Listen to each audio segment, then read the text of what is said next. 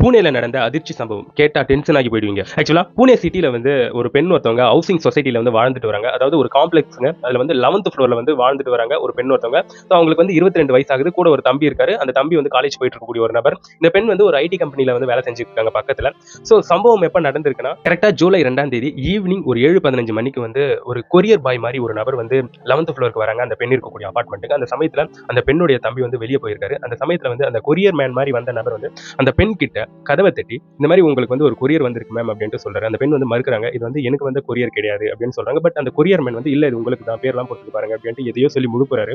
கடைசியில் அந்த பெண் வந்து ஓகே வேற யாராச்சும் கொடுத்துருப்பாங்க அப்படின்னு சொல்லி அந்த பெண் வந்து அவங்க கிட்ட வந்து பெண் கேட்கறாங்க சைன் போடுறதுக்கு. ஏன்னா கொரியர் வாங்கும்போது சைன் கேட்பாங்க இல்லையா. ஸோ அந்த நபர் வந்து என்கிட்ட பெண் இல்லை அப்படின்ட்டு சொல்றாரு. இந்த பெண் போயிட்டு உள்ள போயிட்டு பெண் எடுத்து வரதுக்கு வந்து போறாங்க. அந்த சமயத்துல வந்து அந்த நபர் வந்து உள்ள புகுந்து அந்த வீட்டோடைய தாழ்பாலை வந்து பூட்டுறாரு. அந்த பெண் வந்து பெண் எடுத்துக்கிட்டு கரெக்டா ஹாலுக்கு வரும்போது அந்த நபர் வந்து உள்ள நின்றுட்டு இருக்காரு. இந்த பெண்ணுக்கு பயங்கர ஷாக்கிங் ஆகுது.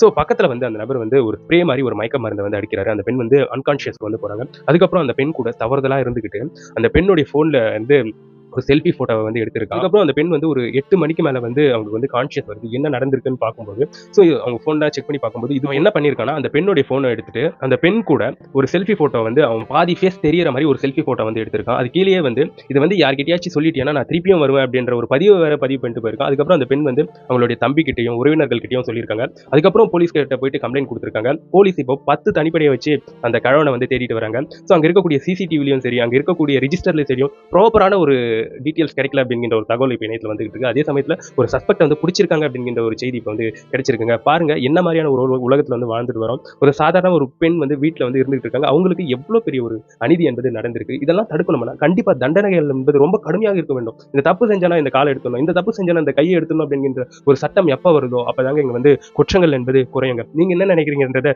என்னுடைய கமெண்ட் செக்ஷன்ல பதிவு பண்ணிட்டு போயிடுங்க.